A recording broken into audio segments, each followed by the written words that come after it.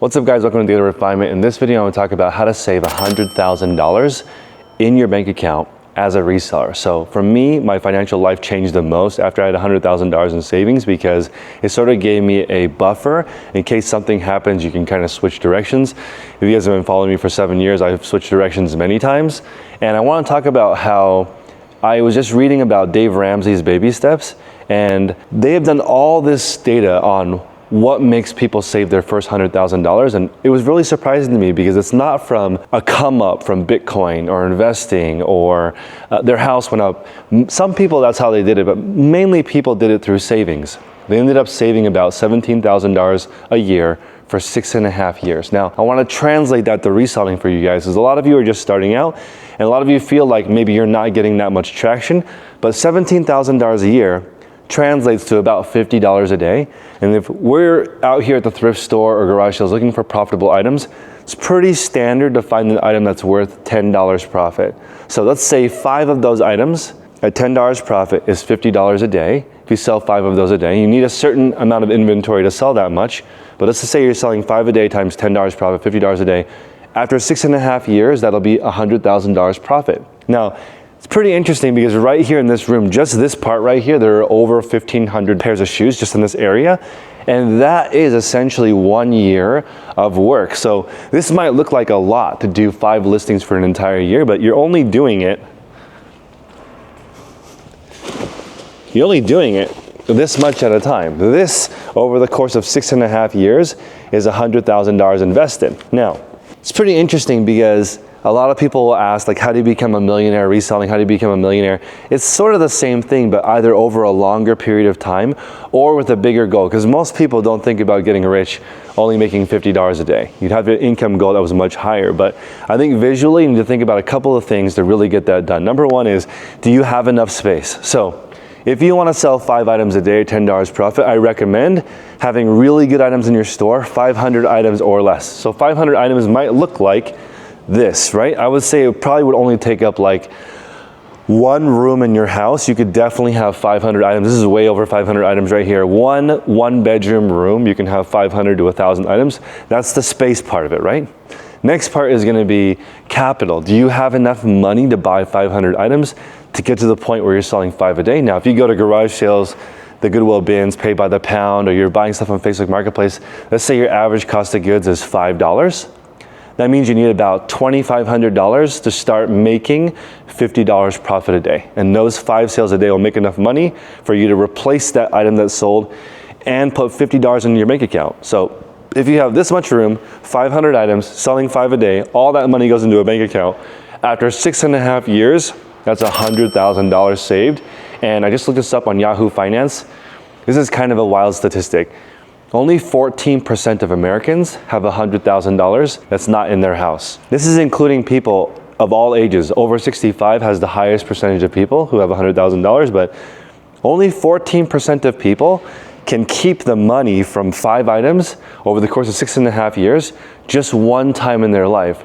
What's the craziest thing is that between the ages of 24 and 44, most people's net worth doesn't go up. Like, it makes sense because you have kids, maybe you buy a house, but like 20 years goes by without people saving any money. Their net worth stays exactly the same. So I'm encouraging you guys that whatever your bills are, 5 items above that is gonna be how you save 100 grand. It might take 6.5 years, but it took me way longer. From the beginning of my sales career till now, I didn't figure out how to save money until into my 30s. I did not understand, like, for me, I treat savings like a bill. Like, I have to get X amount of money per month. It's a bill, it's like a car payment. This is my savings payment. And that helped me understand this money is going to future me. I'm paying for future me success. And I think that my current savings goal minimum is $6,000 per month. Because if you do $6,000 a month instead of $1,500 a month, which is $50 a day, right? So $6,000 over the course of 10 years is actually $1 million.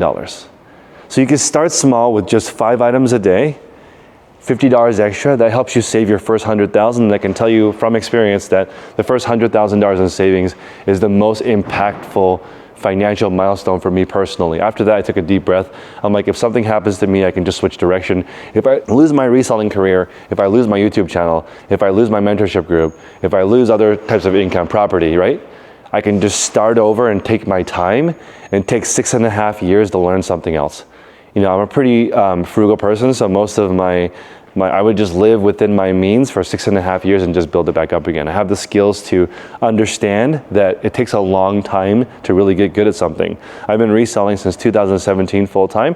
I made a video last week about reseller fatty liver disease. So I bought this truckload of bedding and it came with a whole bunch of stuff that I didn't want to sell. And you can see all that stuff is cleared out now. I only have 1 pallet left out of 26. This will be sold in 1 or 2 days. And what we've been doing is just mystery pulls. So somebody will order, they'll bid up to like $10 and we'll open up one of these bags and show people what they won. The XFL gear actually is still selling quite well on eBay, so a lot of people do like that stuff, but it's not for me because I'm primarily in women's clothing and shoes, so stuff that doesn't match my criteria, I'm trying to sell through as quickly as possible. This was here for about 20 days.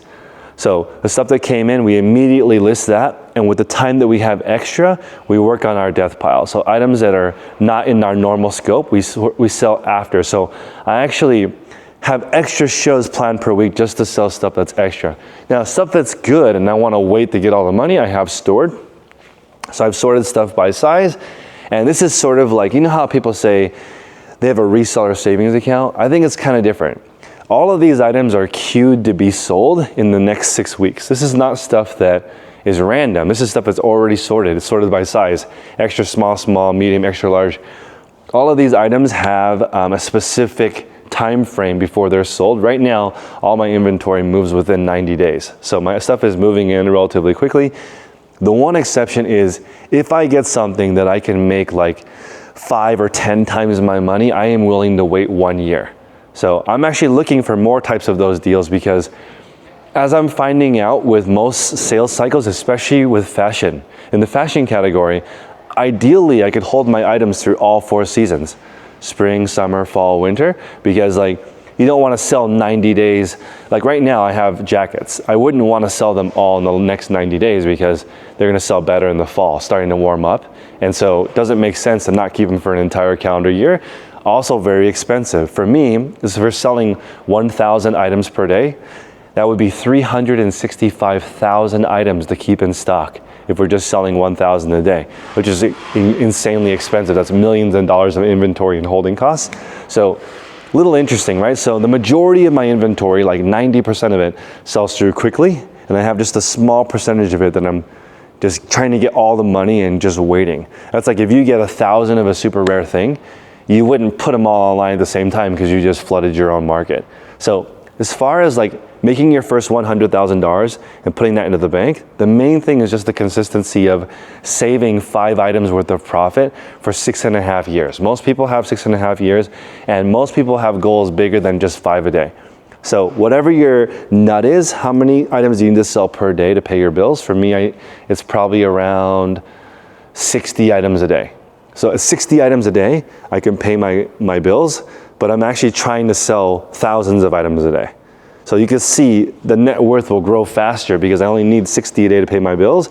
All of those extra items are there just going into other investments and plans. So for me personally, I wish I had known earlier to treat my savings goal like a bill because it would have made me save more money earlier. As an example, my kids are 1 year old and 3 years old, and we set up a 529 for them.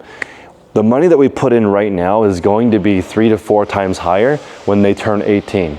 So let's say school costs $240,000 by the time they're 18 because it's just inflation or whatever, right? If we put in $50,000 now, by the time they're 18, it's going to be well over $200,000 as long as everything stays the same. So I think that the trend, I am confident that the top companies in America will continue to be really good, so I'm not worried that much about an index fund going up. And also, they don't need to spend it in a down year. So right now, we're starting them early. My kids have this little ice cream shop that they play with, and it has money and teaches them about sales already at a young age. So hopefully, when they start, they won't be like me and be in such a hurry to earn a high income, when really it's just about a high savings rate. $17,000 a year saved for 6.5 years. A lot of people in that study only make $40,000 a year. So they make 40,000 a year. After tax, it's like 30. They spend 13. They save 17. Sounds kind of crazy, but these are people who are like living in one room, or maybe they're sharing a space with a partner. Maybe they're living in a cheaper standard of cost area. They're just being conservative. But imagine you're 22 years old or 18 years old. You work for 6.5 years, and now you're 28, and you have 100 grand in the bank. You're just operating at a much different level. You're waiting. You're patient. You can just pick a job that you like, and people say follow your passion, which I don't necessarily agree with, because most items are not profitable. So it works for people who pick something profitable and it's their passion, but like if you are passionate about selling cardboard boxes, it'd be very difficult to get enough cardboard boxes to make enough money. A pallet of cardboard only recycles for about $10. So like imagine how difficult it would be. You're passionate about cardboard, but like you got to work all day to make $10. That's not efficient. Let's say you're passionate about shoes though. You can go to Goodwill. Any Goodwill in America, there is a pair of shoes that can make $10 profit. Maybe not 5 pairs. You might have to go to 5 different stores, but there's certainly one item at that store where you can make $10 profit. I know you guys might live in areas that don't have as much stuff as California, but you can't tell me there's not one item that makes $10 profit in a giant thrift store. So I appreciate you guys. Until next time, let's make progress daily.